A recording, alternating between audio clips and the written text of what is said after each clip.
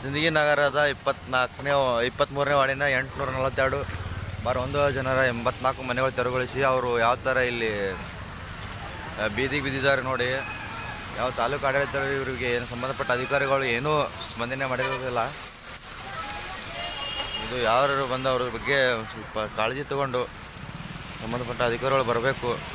ನೋಡ್ರಿ ಅಷ್ಟು ಎಲ್ಲ